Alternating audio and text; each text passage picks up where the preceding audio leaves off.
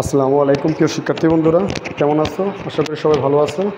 প্রিয় শিক্ষার্থী বন্ধুরা, আমরা আজ যে বিষয় নিয়ে তোমাদের সাথে আলোচনা করব তা হচ্ছে কি সবচেয়ে সিকোয়েন্সের যে মজার ব্যাপার হচ্ছে পরিমিত ব্যবধান।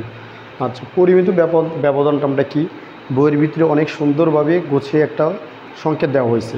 পরিমিত ব্যবধান চলো আমরা বইয়ের থেকে একটু পড়ি, তারপরে আমরা বলি। অর্থাৎ আমাদের 229 নম্বর পেজে পরিমিত ব্যবধান একটা সংজ্ঞা খুব সুন্দর করে দেওয়া হয়েছে। আমরা একটু পড়লে বুঝতে পারলাম।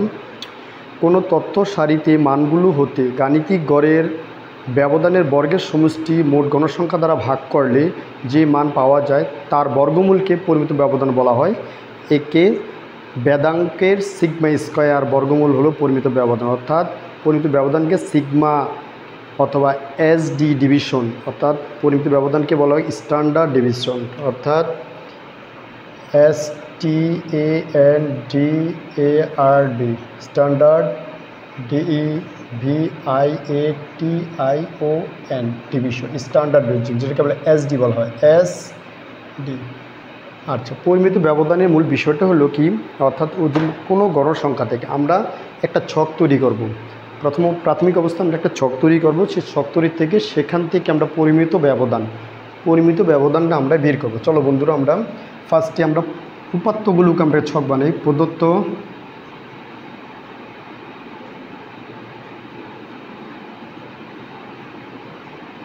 উপাত্ত, এই হলো প্রদত্ত উপাত্ত, এটাকে এক্স আই দ্বারা আমরা প্রকাশ করি। তার পরবর্তী স্টেপে ডি এর মানটা আমরা বের করবো, যে ডিভিশনের জন্য এক্স আই মাইনাস এ দ্বারা প্রকাশ করব। পরবর্তী স্টেপটা ডি স্কয়ার দ্বারা প্রকাশ করব। প্রিয় শিক্ষার্থী বন্ধুরা, চলো আমরা কিভাবে কাজটা করি একটু দেখি। আমরা তাহলে 6, প্রথমে 4, 6, 8, 10, 3, 2, 5, 8,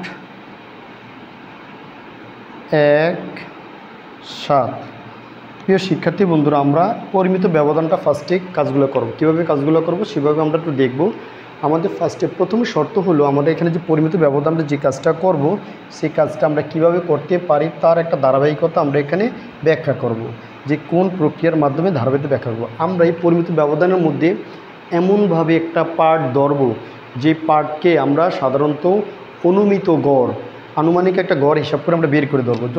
আমরা এখানে সর্বোচ্চ যে সংখ্যাটা, সেই সংখ্যাটাকে আমরা ধরে নিলাম প্রাথমিক অবস্থায় এ, সর্বোচ্চ সংখ্যাটাকে আমরা ধরে নিলাম প্রাথমিক অবস্থায় এ। তাহলে এ থেকে একটু জিনিস বলতে চাই, এ থেকে অর্থাৎ এক্স আই, এ থেকে এ বিয়োগ করলে থাকে 0।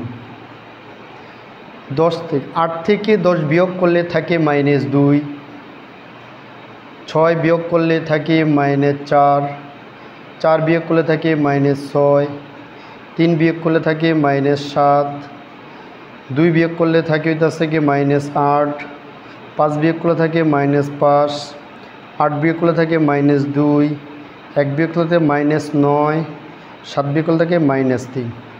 প্রিয় শিক্ষার্থী বন্ধুরা, আমরা কি করলাম, ফার্স্টে কোন স্টেপে কাজগুলো করলাম, আমরা প্রথমে যে সর্বোচ্চ গণনার মান ধরে নিলাম। এর পরবর্তী আমাদের কাজ হলো কি, আমরা এমনভাবে মানগুলো বের করব যাতে x I minus x bar, অর্থাৎ এখানে যে সর্বোচ্চ যে উৎপাদ আছে সেই উৎপাদটা আমরা কি করব, ফার্স্টে ধরে নিব। এখান থেকে তার পরবর্তী এই ঘরটা থেকে প্রত্যেকটা উৎপাদ্য 10 থেকে 10 বাদ দিব, 8 থেকে 10 বাদ দিব, 6 থেকে 10 বাদ দিব, 4 থেকে 10 বাদ দিব, 3 থেকে 10 বাদ দিব, প্রত্যেকটা স্টেপে বেদ দিয়ে ফলাফল দেবে।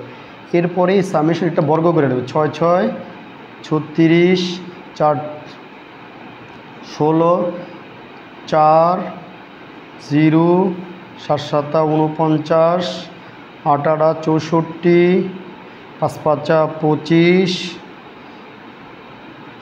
2 দোকানে 4, 9 9 81, 3 3 9।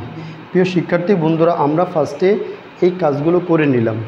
প্রথম অবস্থায় আমরা কি করলাম, আমরা আমাদের ধাপগুলো স্টেপগুলো দিয়ে একটি ছক তৈরি করলাম। সেই ছকের আলোকে আমরা এখন মানগুলো বের করব। আমরা এখন মানগুলো বের করব। চলো বন্ধু কীভাবে বের করে আমরা একটু দেখি, যোগ করি। 10 12 12 আর 7 19 19 আর 8 27 27 আর 5 33 27 আর 5 32 33 34 35 35 36 37 আর 9, অর্থাৎ 37 আর 9 48। তাহলে এখানে ডি সামেশন ডি কত হইতেছে টোটাল -48। প্রিয় শিক্ষার্থী বন্ধুরা, আমরা কী করলাম, ফার্স্টে এই কাজগুলো করে আমরা কী করলাম, মানটা বের করে নিলাম। প্রাথমিক অবস্থা আমরা কী করলাম, মানটা বের করে নিলাম।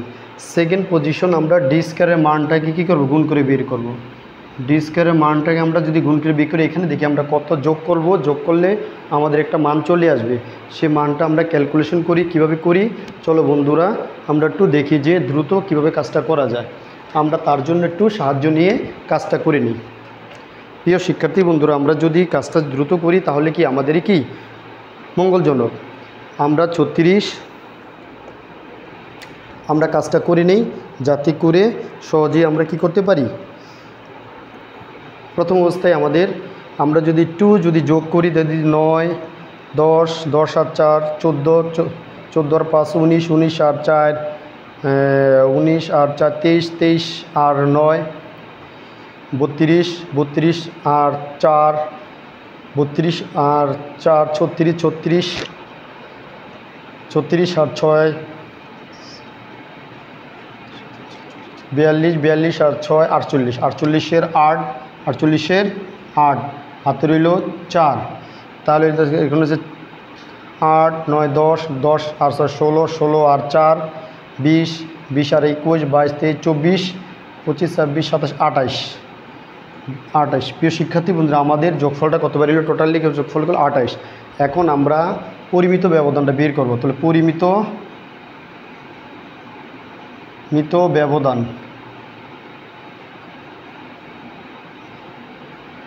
Sigma square equal to summation D square by N minus summation D N by whole square. এই হলো আমাদের পরিমিত ব্যবধানের সূত্র। পরিমিত ব্যবধানের সূত্র হলো summation D square by N D N by whole square. এটা কি আমাদের ফার্স্টে পরিমিত ব্যবধানের সূত্র সিগমা স্কয়ার। চলো বন্ধুরা আমরা এখন একটু মানটা যদি বসায় দিই, ডি স্কয়ার বাই 288 বাই আমাদের টোটাল সংখ্যা আছে কত, 1 2 3 4 5 6 7 8 9 10, কয়টা আছে 10, minus D square by N মানে -48/10 ব্র্যাকেট দিয়া হোল স্কয়ার বাই এন। তাহলে এখানে তো আছে কি 28.8 মাইনাস 4.8 ব্র্যাকেট দিয়ে হোল স্কয়ার। তাহলে এখানে আমাদের এটা আছে কত,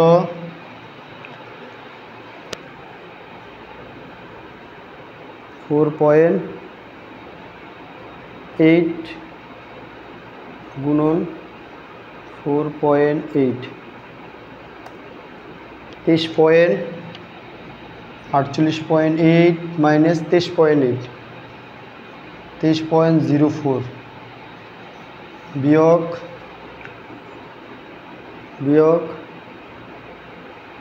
28.5 5.46 এটার বর্গমূল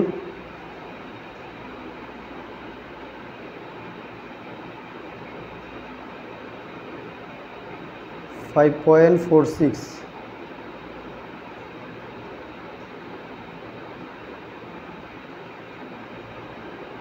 5.46